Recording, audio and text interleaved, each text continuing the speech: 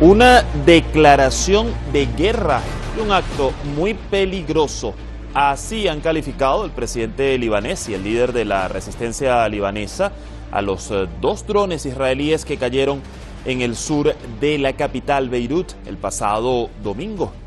Una violación del régimen de Israel a la resolución 1701 del Consejo de Seguridad de la ONU y una violación reiterada y constante del espacio aéreo del Líbano.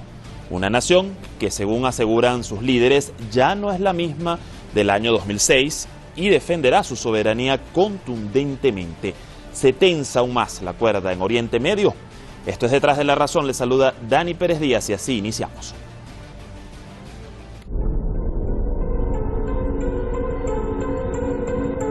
من الآن فصاعدا نحن سنواجه المسيرات الإسرائيلية في سماء لبنان.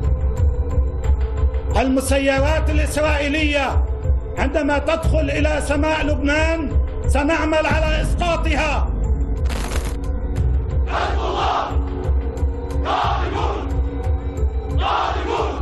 Esta es la respuesta del líder de Hezbollah a la reciente violación israelí contra el territorio libanés. Las Fuerzas Armadas libaneses confirmaron que dos drones israelíes se habían caído en el sur de la capital Beirut.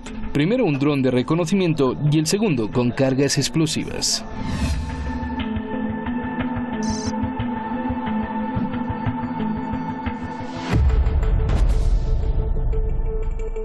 هذا الخبر إذا سكت عنه هذا سيؤسس لمسار خطير جدا على لبنان وسنفعل كل شيء لمنع حصول مسار من هذا النوع.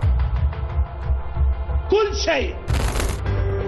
Esta es la primera incursión israelí en el interior del Líbano desde la guerra entre ambos lados en 2006, que se saldó con más de 1.200 muertos en el país árabe.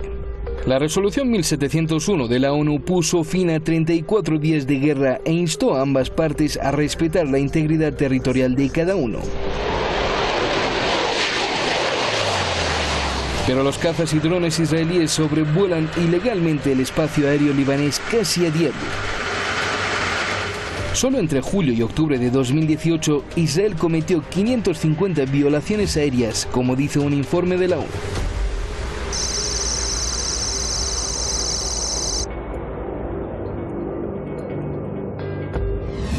No obstante, esta última agresión ha representado una declaración de guerra para el presidente libanés.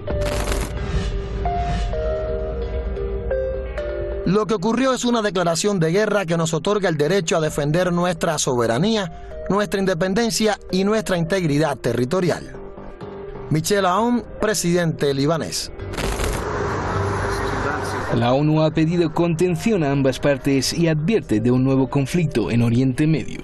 This is a good time to reiterate our appeal to all concerned to cease violations of Resolution 1701 and to fully implement its provisions. The UN calls on the parties to exercise maximum restraint, both in action and in rhetoric. Más desestabilidad en la región es lo que justamente quiere Benjamin Netanyahu, como dijo Nasrallah. La agresión israelí contra el Líbano ocurre en momentos en que las fuerzas israelíes también han atacado varias veces a Irak y Siria.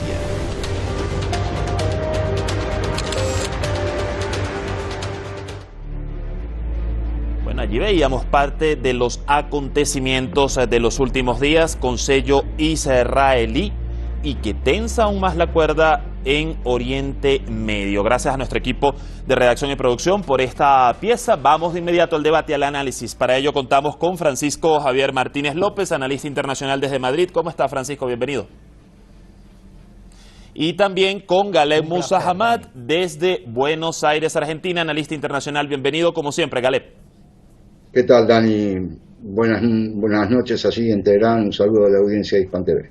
Igualmente, bueno, ya lo veíamos en nuestra pieza, otra agresión israelí en el Líbano que, aún cambiando las técnicas, pues se suma a las de Irak y a las de Siria en las últimas semanas. Y pues la gran pregunta acá es ¿qué hay detrás de esto en el actual contexto de la región? ¿Y estará pidiendo a gritos Israel una guerra? Voy a empezar contigo, Francisco, adelante. Pues comparto el análisis que acaba de hacer hace pocas horas el escritor y periodista del diario israelí Menachem Ben, del diario Maariv, La Tarde, en la cual considera que Netanyahu está librando una guerra innecesaria en el norte. Bueno, está atacando no solamente el Líbano, como bien habéis dicho, Irak, Siria, está en una escalada belicista que lo que está haciendo, actuando de manera irresponsable, que pone en peligro, dice el mismo periodista judío, a Israel en vísperas de elecciones. Y me quedo ahí muy rápido para analizar qué es lo que está buscando el señor Netanyahu. ¿Está promoviendo la guerra para declarar una emergencia y posponer las elecciones? Porque vemos la situación de bloqueo que tiene el Estado sionista. Y además, este periodista, y lo comparto también, sugiere que Netanyahu debería de ser detenido o por el fiscal general o por el gabinete antes de que les lleve a una guerra total y a una gran escala. Te me adelantaste en el punto de la campaña electoral, Francisco, porque justamente a eso vamos a ir un poco más adelante, pero muy interesante esta arista que compartes de este analista. Voy a ir ahora con Galeb. Galeb, ¿concuerdas con lo que dice tu contertulio? Y en general, ¿está pidiendo Israel a gritos una guerra en la región? ¿Qué opinas? Sí, coincido plenamente con el colega. El tema de las elecciones para mí no cuenta, más allá de que Israel ha iniciado ofensivas bélicas de acuerdo a su calendario electoral. Lo ha hecho internamente con Palestina, con ataques a Gaza y a Cisjordania. Recordemos que en la última contienda electoral el único discurso visible era el discurso de la violencia y de la muerte que los 4 candidatos esgrimían a cada momento. De todas maneras, también hay otros motivos por el cual Israel desea iniciar una guerra. Sí, desea iniciar una guerra. Sabe que no lo puede hacer directamente en el Líbano, estando Hezbollah de por medio, que ya le infligió 2 derrotas, y le puede infligir una mucho más fuerte, porque la próxima batalla se va a librar dentro de Palestina ocupada y no en el Líbano. Quiero aclarar una cosa: el dron espía fue bajado a piedrazos por los vecinos de la zona en donde estaba merodeando. El otro se cayó solo, pero eso demuestra la voluntad del pueblo libanés de resistir. Israel ha violado innumerable cantidad de veces el espacio aéreo del país de los cedros para atacar Siria. Líbano se encontraba en una situación un poco complicada para poder actuar, porque la agresión era solamente una violación del espacio aéreo que no permitía una acción de defensa militar. Pero ahora, con esto de los drones, bueno, ha dado paso a que la resistencia y el ejército libanés puedan defender la soberanía aérea del Líbano, y eso ya con el apoyo del presidente Michel Aoun se hace oficial. Así es. Ya te voy a dar la palabra, Francisco, pero justamente a propósito que Galeb aborda este tema de la violación al espacio aéreo por parte de Israel en el Líbano, iba a ese punto porque recordemos que hay una resolución, la 1701 del Consejo de Seguridad de las Naciones Unidas, y que además puso fin prácticamente a la guerra del 2006, y ha sido una resolución que incluso no está violando Israel ahora con estos 2 drones en particular, sino que ya se ha registrado incluso casi 500 violaciones israelíes a la soberanía libanesa en el espacio aéreo. ¿Qué opinas de esto, Francisco? Porque además esta impunidad sin consecuencias por parte de la comunidad internacional, y lo que también ibas a alegar respecto a lo que decía Galeb?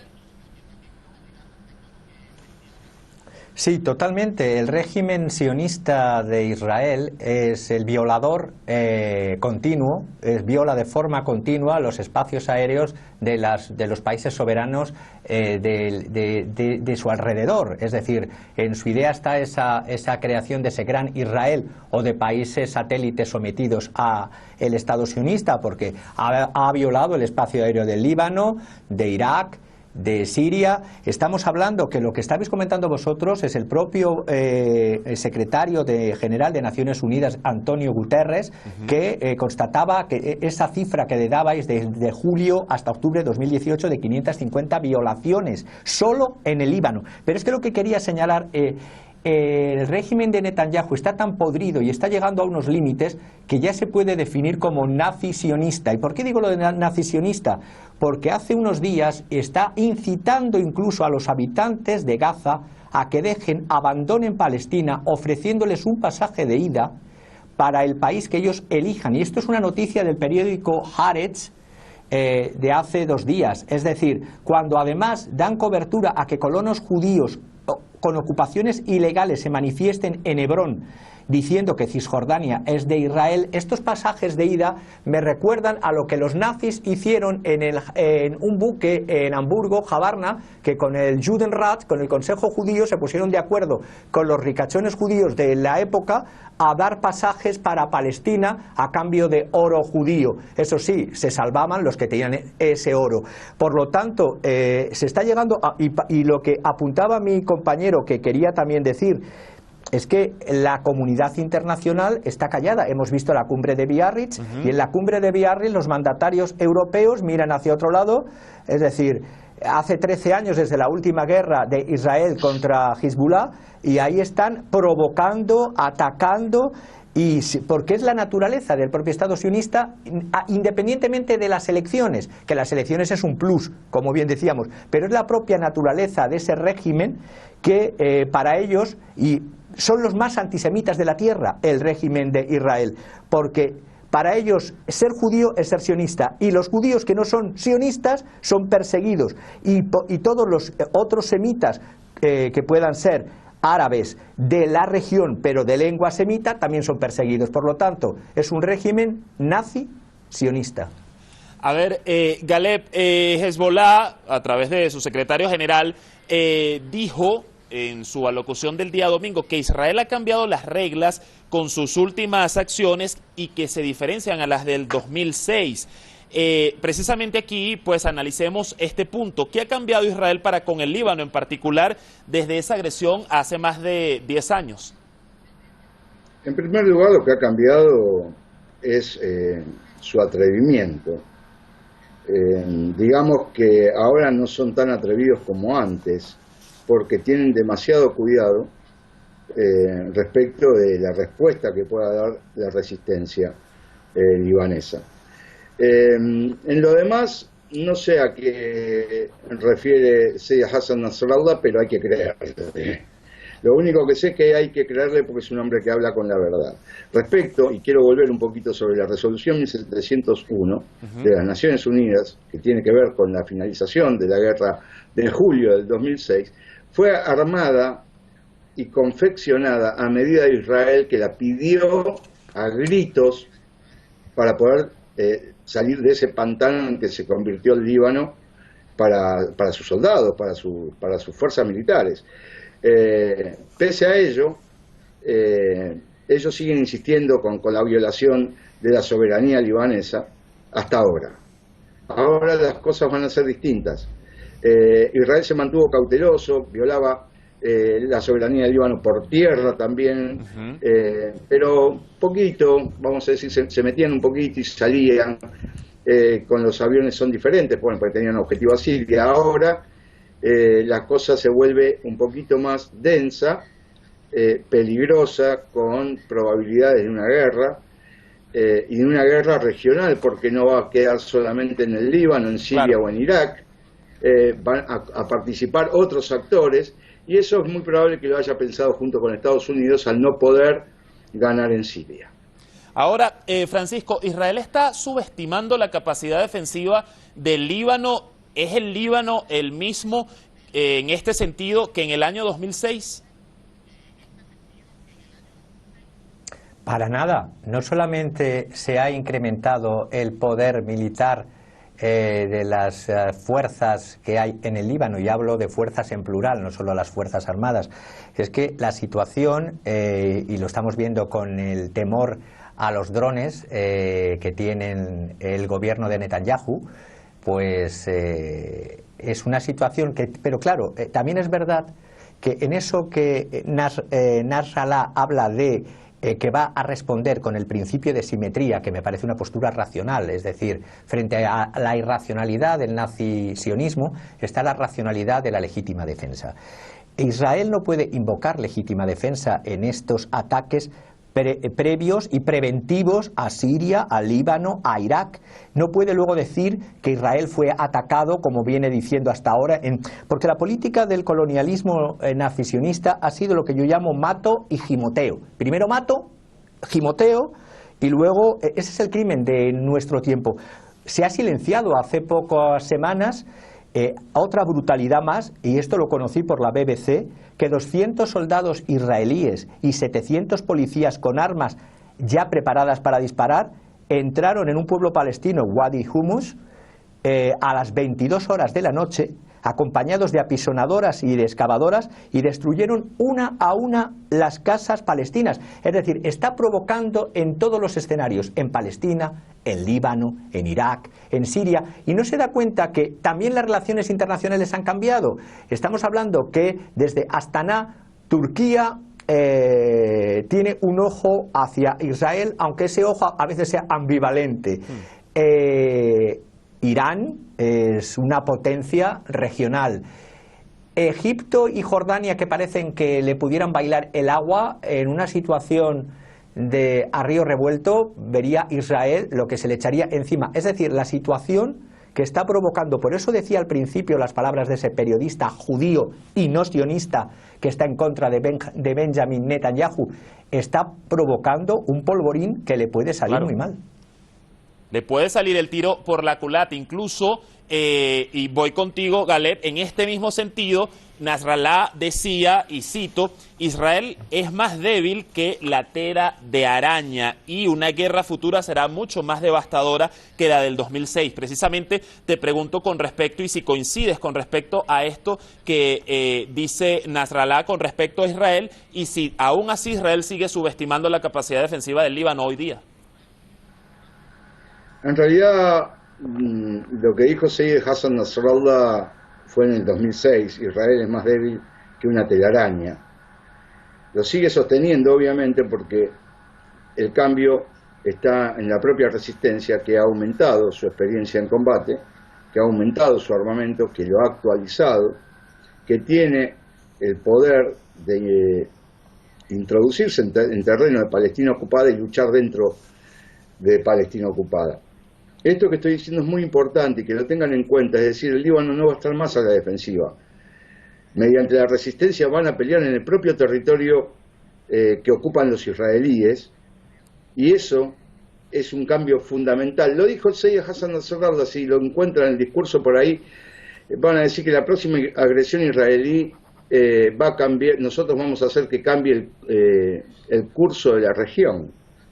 Es muy importante lo que dijo. Sepan que están permanentemente observando a Israel, observando sus acciones, tolerando incluso que martirice a miembros de la resistencia, como lo han hecho por la guerra en Siria, y teniendo la paciencia necesaria para tener prudencia y no iniciar una guerra o un conflicto bélico, donde otra vez le echen la culpa a Hezbollah de ser provocador, cuando fue Israel el que siempre estuvo provocando durante muchísimo tiempo a todos sus vecinos. Entonces, para concluir un poco con todo esto, Israel va a tener que tener extremos cuidados y pensar muy bien si quiere iniciar una acción bélica contra el Líbano. Porque esta vez no se trata solamente, como dijeron, con una excusa muy vaga, de terminar con la resistencia. La resistencia es legítima porque hay ocupación. Israel todavía sigue ocupando las granjas de Sheba, que pertenecen al Líbano. Ahora, Francisco, ya nos comentabas un poco tu apreciación, tu opinión sobre esa digamos, respuesta a la que pudiera estar conllevando las acciones del régimen israelí, no solo de un país o no solo del Líbano, digamos, aisladamente, sino pues de Siria, de Irak. Aquí la interrogante es qué tan lejos o qué tan cerca pudiera estar un frente común de estos países árabes para con esas acciones de Israel y que pudiera terminar desembocando en una guerra en la región. Justamente, Dani, por eso decía que es un polvorín el que están sembrando el señor Netanyahu y su equipo nazisionista. No se puede afirmar, y lo vuelvo a repetir, ahora no se puede, nadie, ningún comentarista, tendría que estar muy ciego o muy loco para decir que Israel ha sido atacado. No, aquí Israel es el que ataca. Y en derecho internacional el que ataca ya no puede decir que ejerce el derecho a la legítima defensa, está atacando, es el agresor y está siendo agresor con todos los estados limítrofes. Estamos, repito, el estado de Irak, el estado del Líbano, el estado de Siria. Y claro, cuando vemos que todos, la extrema derecha sionista tiene los antecedentes que tiene, porque se me viene a la cabeza ahora algo que es bueno recordar que otro, que luego le dieron el premio Nobel de la Paz, creo que le dieron el premio Nobel, el señor Menachem Begin, otro ultraconservador sionista del partido Cheruz, este señor en el año 52, y según han vuelto a sacarlo en Alemania en el periódico el Frankfurter Allgemeine Zeitung, ha sacado el periodista Heming Zitz, que ha escrito un libro sobre ello, cómo el señor Menachem Begin intentó asesinar, mandó a atentar con un paquete bomba en el año 52 contra el presidente de la República, Konrad Adenauer, y solo porque quería dar fondos, dinero a Israel en el año 52 en compensación por las muertes de los nazis. Fíjense ustedes qué tipo de naturalezas de estos ultraderechistas sionistas que incluso dándoles dinero te quieren colocar un paquete bomba. Y luego se habla de quién es terrorista y quién no es terrorista. Por cierto, los señores del Estado de Israel, a ISIS, Daesh y Al-Qaeda, no les deben de molestar y tampoco les debe de perseguir, es decir, porque justamente atacan a quienes atacan a estos verdaderos terroristas de ISIS, Daesh y Al-Qaeda. Galeb, ya nos queda poco tiempo, ya para concluir, mientras estamos observando este tipo de agresiones y violaciones por parte de Israel en diferentes países de la región, como los que ya hemos mencionado, Benjamín Netanyahu sigue sus políticas de anexionamiento en la ocupada Cisjordania, continúan la construcción de los colonos y es algo que quizás no tiene una atención o un nivel de mediatismo en este momento porque se concentra en los ataques. ¿Es parte de una maniobra de distracción también para continuar con estas políticas? En tu opinión, ya para concluir, ¿qué se puede esperar para el panorama de la región y de este conflicto en los próximos meses? No es una distracción. El tema de la ocupación y la expansión de los asentamientos es algo que vienen haciéndolo permanentemente año a año. Nadie obviamente va a responder porque precisamente Israel se nutre de la impunidad que le otorga la comunidad internacional, y otra vez vuelvo a decir qué es la comunidad internacional. La comunidad internacional son 3 o 4 países poderosos que le dan el visto bueno, o hacen la vista gorda, o son cómplices. No podemos hablar de comunidad internacional tratando de pensar en pueblos o en personas que puedan definir algo ni nada por el estilo. Acá son los grandes poderes hegemónicos los que llaman comunidad internacional. Y sobre el futuro de la región, bueno, a mí no me gusta hacer futurismo, yo lo he dicho varias veces, pero acá hay una clara desventaja para Israel, para Estados Unidos, que están sufriendo derrotas terribles en la región, sobre todo en Siria y en Irak. Quiero aclararle al compañero también que Israel no ataca al ISIS, Israel no ataca al Frente al-Nusra, porque son sus cómplices, porque le ha prestado apoyo logístico, al menos en las alturas del Golán. porque ha dejado que estos terroristas se atiendan en hospitales israelíes. Entonces, muy importante esa arista. No les molesta. Muy importante esta arista, lamentablemente el tiempo se nos ha agotado. Francisco, tengo que cerrar. Solo una palabra te doy, una sola. ¿Querías decir algo? Sí, no, simplemente que lo que estaba diciendo era con ironía, justamente para que el propio oyente y mi contertulio dijeran justamente eso, que son el apoyo intelectual y monetario de estos equipos terroristas de ISIS, de Daesh y de Al-Qaeda, justamente. Un tema que vamos a continuar en próximos espacios seguramente. Gracias como siempre, Francisco Galé, por acompañarnos en el análisis esta noche en Detrás de la Razón. Hasta la próxima. Un abrazo, Dani. Bueno, el secretario general del Movimiento de Resistencia Islámica del Líbano, Hezbollah, Sayed Hassan Nasrallah, advirtió que Netanyahu está llevando a los israelíes hacia un abismo y que los ataques perjudicarán a los propios israelíes. Por su lado, Netanyahu prosigue su accionar provocativo en Oriente Medio en medio de una campaña electoral y de la Alianza Indivisible de Washington. Un panorama nada alentador. Gracias como siempre por sus comentarios, por seguirnos. Nos vemos mañana con más debate en Detrás de la Razón.